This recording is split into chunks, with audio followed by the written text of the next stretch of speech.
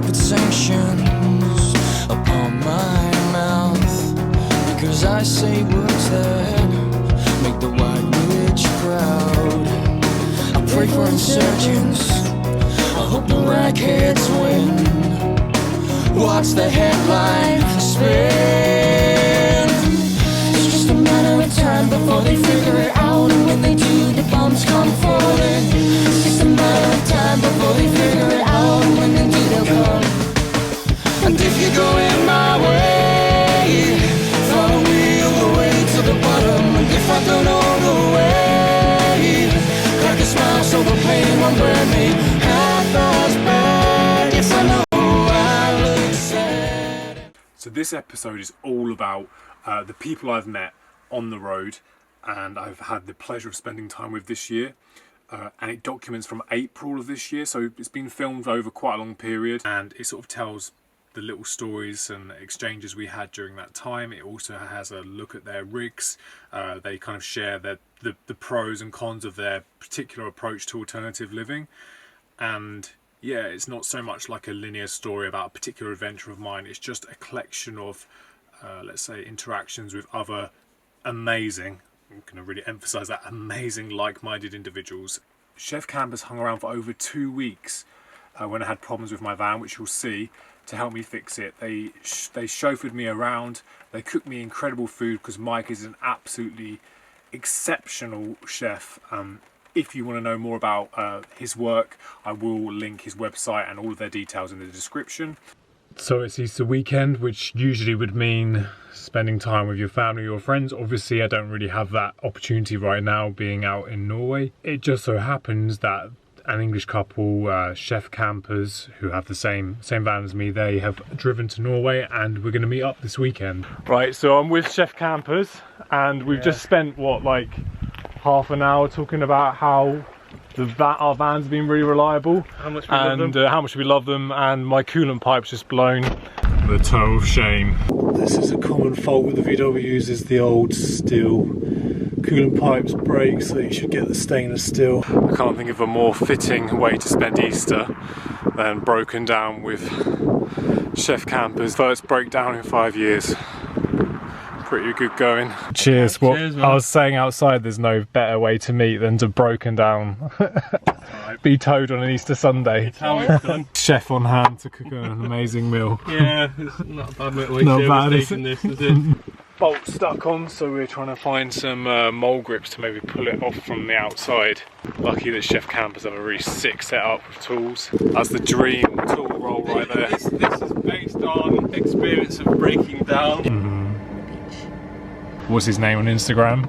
Roop Doggy Dog. Roop Doggy Dog. I think this is my favourite one. He's got his little Syncro guy. The fishers better watch out, there's a new shark in town. Pimping it up with new threads by the pool. Not gonna believe this, right? We spent ages looking for boat groups. Turns out they're under the van since the UK. There he is. What an absolute legend. You ready for some dinner, Jack? But this is the best food I've ever had in the van. We've got salmon with a dill and cucumber sauce. Jeez. Some like kind of roast new potatoes. And some asparagus with some lemon butter. Oh my god. Oh, thank you so much, man. This looks absolutely amazing. This is the Cobb barbecue. We've just literally just got some stuff that we've chucked on. There's nothing special going on, but this is a special thing because this comes in loads of different pieces. So what I've got there is the extension ring. Without that extension ring, the lid will just go on at normal height, so it's that height usually, but with this extension ring you've then got a couple of shelves that you can put inside. The best way I like to describe the Cobb barbecue is it's not a barbecue, it's an oven. It's a filled oven, and in the center of here there's a basket about that big with about 8 briquettes in, and this has been cooking for 3 hours, and it maintains like an oven temperature of about 180 degrees to 200 degrees off a handful of briquettes, and yeah, it cooks for like 4 hours. It's incredible. But this is the brand new one from Cobb, and it's got better airflow in the bottom. There's more holes underneath to suck the air in. It's got a vent system so you can have it fully open or closed for different temperatures. And it's just like the one piece of cooking gear that if you haven't got an oven in your van, this is like definitely one I tell everyone to get them. This is definitely like, this looks quite big, but it does compact down pretty well. And actually, if I show you what's underneath, they all come with these handles as well that work for all the different little accessories. If I lift that up there, Sweet. they're the briquettes in there. Nice, isn't it? Yeah, and there's a well in there. Now that's really dirty at the moment because like fat's dropped off from the potatoes and it's smoked up from some smoking. But you can put vegetables, or you can put beer, you can put wine in there. Oh, nice. And then you can kind of like create a bit of a steam for fish or whatever. It's literally like having an oven. I can do pizzas on this, and there's loads of different accessories. There's griddles, there's frying pans, there's woks, there's pizza stones. But this is like your pretty standard setup with an extension ring added. And when you're in really cold places like this, it's called a cob cozy. Someone on the internet makes them, and a good friend of mine bought them for me because he knew I was coming here, and I definitely need it here, even though the new cob does perform well.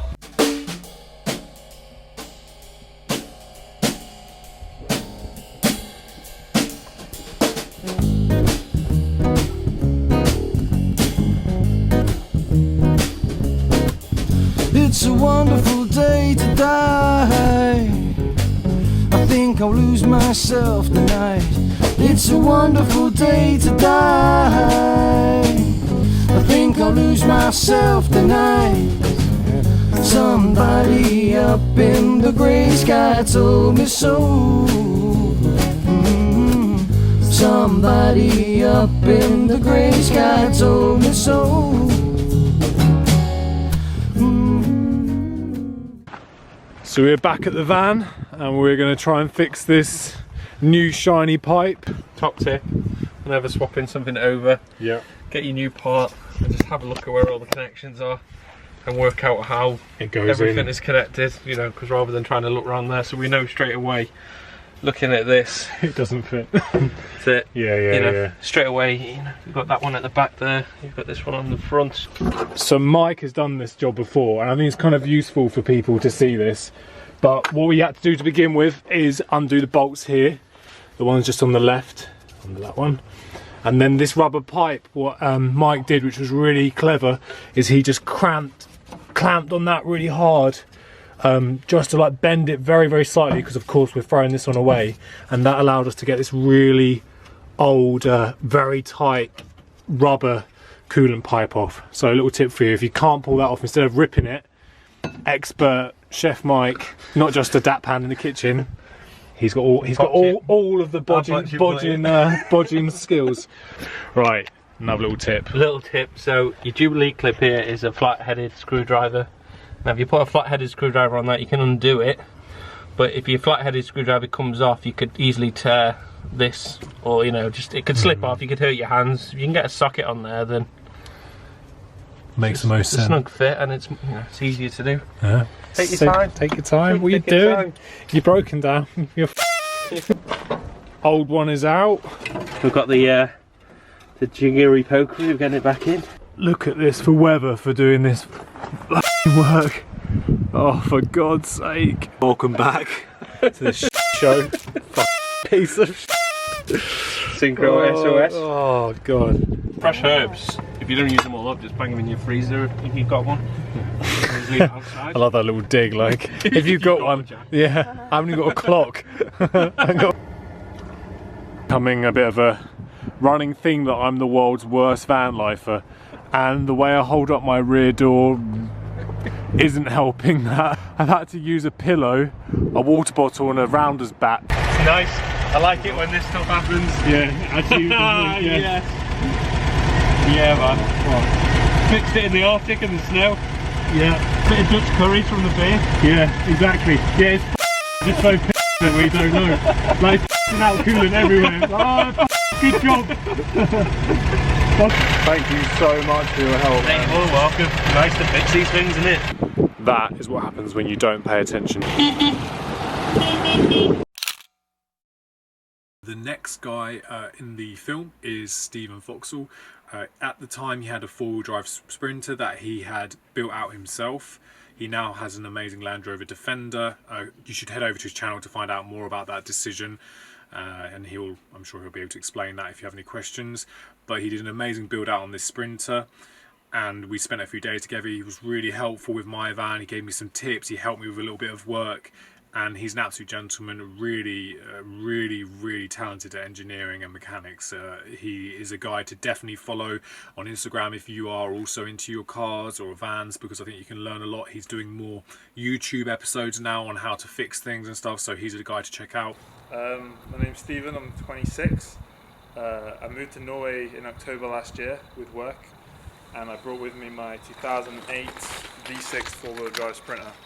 So Will's going to emasculate me with his engine. That's basically what's happening here. So talk us through it, Will. What are you running? Will? Who's Will? Damn it, Steve. Steve. God damn, it's because we're talking about Will. This is the 3-litre V6 engine with the 6-speed manual gearbox. The exhaust is slightly different, and it's been remapped more for fuel economy than for performance. I mean, it's never going to be a fast van. It's 240 brake horsepower and about 550 Nm of torque. Mine has 78 brake horsepower. What made you want the Sprinter originally? What made drew you to this? Because you before this had loads of kit cars and things like that. So why did you move to wanting a four-wheel drive Sprinter? Well, I've always had lots of like modified cars and things, so I've always been very familiar with that kind of stuff. And then after seeing a lot of things on Instagram and what you see on Facebook and sites like this of people living in their vans or spending a large amount of time in their vans, and it was something that I really, all of a sudden, decided that I really wanted to be into. So I don't know if I'm a little bit more biased to German cars over and vans over other stuff because of where I've worked before. So I'm a mechanic by trade, and worked with a lot of German brands before, and just quite familiar with how they do things and quite like how they do things. And also what was important for me as well, particularly seeing a lot of stuff in Iceland, was that I wanted four-wheel drive. And I know a lot of other vans, like Transits, you can get in four-wheel drive and things like this, but the Sprinter four-wheel drive system was something that seemed really important for me, because it was a good mix between having a big open space, like, you know, the Sprinter, the box is one of the widest vans and tallest vans for its class, but then with quite a good off-road system as well. And it's never going to be like a Land Rover or a 4Runner or something like that, but I think as a compromise of a big space with a kind of okay four-wheel drive capability, it's a good compromise. It's got the V6 3-litre diesel in it, and it uses a little bit more fuel than a lot of the 2 litres and the 2.2s that you see people driving in motorhomes and stuff, and van conversions. But it's actually quite good on fuel, really. Like, realistically, I get around 25, 26 to the gallon out of it, which isn't too bad at all. And on long journeys, the much more powerful engine is way more comfortable. I mean, fully loaded with the conversion, we're about 3,200 kilos, so it's quite a heavy van. So the power was something that I really wanted as well.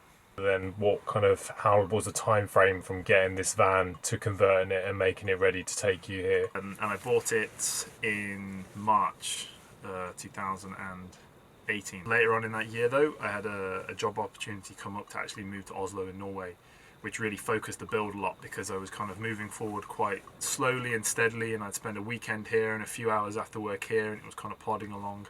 But then all of a sudden I had this deadline in October that I was moving to Norway, and really focused to get the van done. All of this is built by yourself inside? Yeah, everything, and that was mainly, it's not because I'm particularly good at anything, it was more because I couldn't afford to not do it myself. You know, I see a lot of guys who are building vans and paying other people to do it, which is fine, but that was nothing, I couldn't afford to ever do anything like that.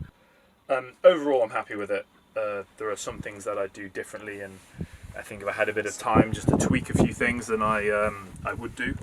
But overall, it's very usable, I think, and the important thing for me was that I could get out and use it with my mates. So one of the important things for me was not to have to go to a campsite and have to plug in anywhere. So we have 300 watts of solar panels on the roof, which charge two AGM 240 amp batteries, 240 amp in total. We have a 3,000 watt inverter for 240 volt applications, We have 4 sockets with a few USB points. We have a nice little control panel here that I put up, which helps keep an eye on the kind of power we have coming in and the power going out and how it's being used. We also have a small diesel heater here, which is just mounted underneath the seats. In the back, I really wanted like a fixed bed because I didn't want to be putting the bed up and down all the time.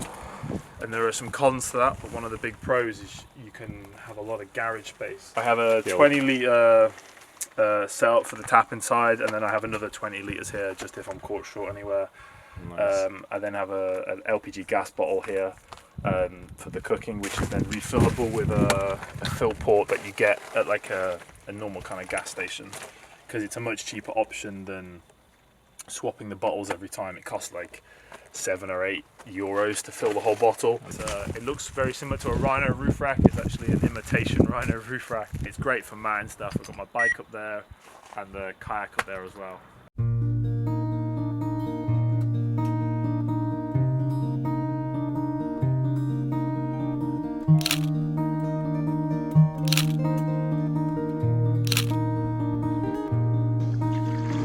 Have a nice day, said Claude as he shut the door. Vincent's outside painting pictures on the back porch. Working, frantic or romantic, some would say no, he's an old geriatric. Remy was pretty with the wind blowing in the trees. The final place where he fell down to his knees. I still stare in to see nothing, but I think I'm going to like it here.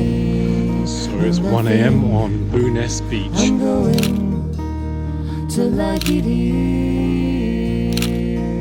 I think I'm going, walking through the corridor. The next couple are Fido the Syncro. Now, what's important with these guys is they only have a very short period in the film, but that's not because of any sort of preference or favouritism. That's because we managed to squeeze in a very quick meet-up before their ferry. They were hilarious, and I was gutted I couldn't spend more time with them. In my head at night, when I'm in bed, turn my night to cobalt blue, vermilion red. Walking through the corridors in my head at night, when I'm in bed, such a crime. Boy. What's her name? His, that was very good stuff. Tiger. Yeah. Just putting the beers in the fridge. I'm going. Oh no way, that's so good. That slides out and you've got a few, well I guess it's for wine bottles or something. And then you've got like plates and stuff in there. Sweet, that's so good. And then once you do any off-roading, Doof, yeah.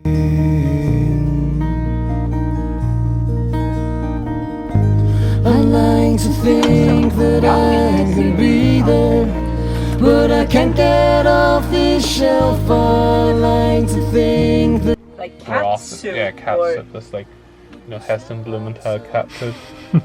And put that in front of him and he's just got this like, just snorts at it. He wouldn't eat it, he's all, bad boy tiger. Last but not least is Only a Road Trip Away. Now, these were the last guys I managed to meet up with before I head back to the UK. A lot of the drone footage that you see during this episode was shot by Only a Road Trip Away. Now, they have one of the most beautiful YouTube van life or alternative living channels on YouTube. I will link it below. You absolutely must go there. In fact, just shut this window now. Don't watch my episode. Go and watch theirs, because the footage and the story and the way they're able to narrate and document their journeys is pretty unparalleled. But go and decide for yourself. I will link all of that below. But thank you so much for letting me use the drone footage. I take no credit for that. Anything that looks good is theirs. Anything that looks pretty crap is probably mine. sing it to the end, my friend. Are you dying inside?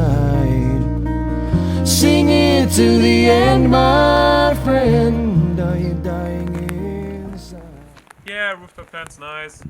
Life's nice too, but when you really know if it works or not is when the weather goes like this. You know, if you bring a suitcase on like a... I had never had that happen before. There is no room for growth. It's like you bring a big suitcase onto a trip and you fill it all the way. You can't bring any souvenirs. It's the kind of same thing with this. It's like we have to sleep in the tent because we don't have room inside. Everything is maxed out and the fridge is too small, the batteries are too small. To be fair, as much as we love the tent, it's just not an ideal solution for a country like this. You haven't watched the latest Grand Tour, have you? I did. Did you? This is the engine they used. This is the one they use in without the turbocharger. Ah, see this one. So I was like, yes, they just did. And then I saw them building it, and like I know the parts, and I saw it, and I was like, this is just a Land Rover on a custom chassis. That's all they did. This is 300 TDI, 2.5 liter, 110 horsepower, turbo diesel engine. Well, this has probably about 80 horsepower left, but it says 420,000 kilometers on the clock. Nice. I have no idea, since this is a mix-up, I don't know if it's genuine mileage, but it's more or less. You would love my engine bay. That's one of the biggest, the best things about these old Vanagons is like it's so easy, and also just the space to work. Like I just changed my alternator and there's nothing in the way. It's just there. You just take off 3 bolts and you take it out. So you really did just think about every possible area where you could add something extra or make it fit. How long did it take you to do this whole build? It was like so many hours. I remember 7 months, 2,000 hours in total between the two of us. Did you hate it? Yes, and I loved it. I mean, it was at the peak. It was genuine 7 days a week, 6 days of working, 1 day of parts ordering. For the next group, it's like front axle, rear axle, front suspension, rear suspension, and I mean, very early on we decided on to buy the sheet metal we needed. This is the only original front panel from the windscreen to here that's still left. This black stuff is all.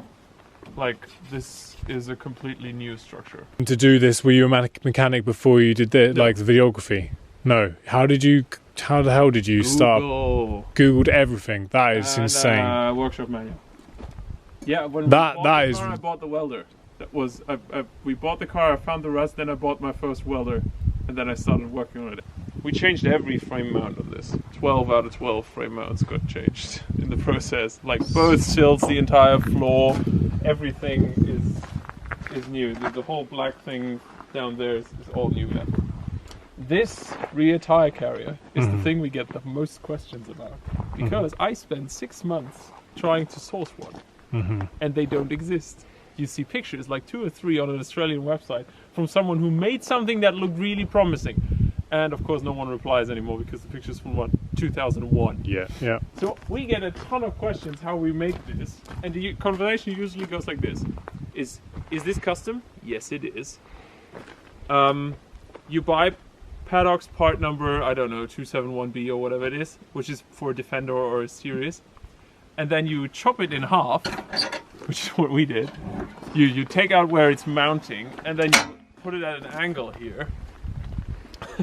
Then you weld it into the rear bumper at a precise angle so that this still fits. You have to custom make this piece, and then you have to triangulate it to the hitch carrier in order to support this. And then you have to fabricate this little doohickey, because otherwise the weight would be way too much for the flimsy bumper. And you have to put a hook on it so it doesn't vibrate as much. And then still, because this tailgate has a little bit of flex, you still get flex and you still get noise. One of the reasons why I do love my van is that everything and anything you could ever want to do, you can get off the shelf like the next day.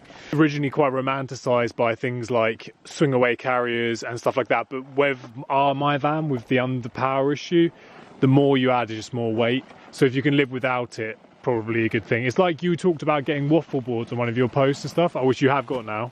But if you, like, you know, the other big thing people talk about is a winch. And I was really, at one point, it's like, if you're in a situation where you need a winch, you shouldn't have probably been there. And secondly, they weigh an absolute ton. The original reason we actually bought the Range Rover was not because it's beautiful and it's the iconic 4x4, it's actually because it has the tailgate. Yeah. I wanted a flip down tailgate car. Yeah, they're awesome. And we couldn't afford a Toyota. It's hard to say, but we could. What you talk about is like expanding the storage all the way to the sheet metal. This is what we did. Like this is bolted to the roof, bare metal, and going all the way to the metal on the outside. It's like there's literally not a millimeter more space. And like it's like this is the maximum size fridge you can fit in here if you want it concealed. And of course, no one makes a carrier like this. We had to. Of course, more skillful work. I'm super proud of it. So what is this? So, I love this. This car has a diesel heater in it, an extra one. And because no one makes a fitting kit for a Range Rover, the best place to put it is in the spare wheel well. Because you can't use the spare wheel well with big tires. So we removed it by removing the spot wells, made a box that recesses all the way down into this empty area but behind here, and then hard lined it into the main fuel tank. And with the extra outlet that we made on the shelf up here, if we lower the window, we can pitch this in here, which is essentially a quick release. So you can heat the tent with the diesel heater. There's an element of smugness in this, is that every... What do you use the Max Tracks for? We don't actually use it for recovery. Insta Gold. It's a showering platform. Ah, that's very clear. Yeah, that makes sense. It even has headlamp leveling, electric. No way. Really? Yeah, you have to have that in 91 in Germany. If it was in the car, you have to make it work. Oh no. That's why you get a Land Rover, because you have something that you can work on. It's something you can step on, and you have the spare tire right here. This is and you true. can walk up to the roof. So many things why you should never get a Range Rover. Ever. Chimney setup. And through the... It sucks air in, pulls it through here. It's just a chamber in here. Different sizes available. Never lived, but he was my friend. Sing it to the end, my friend.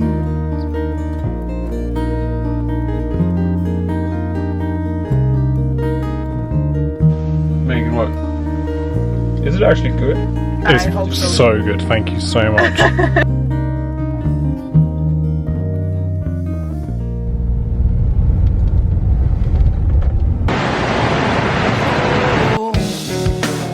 In mind, I'll be cautious. That's a state of mind.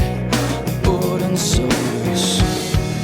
'Cause what we have is never ever enough. If you do enjoy my videos or my content and you want to learn more about my plans or the van build or my expeditions, adventures, do head over to my website www.jack-mac.com. Everything is there.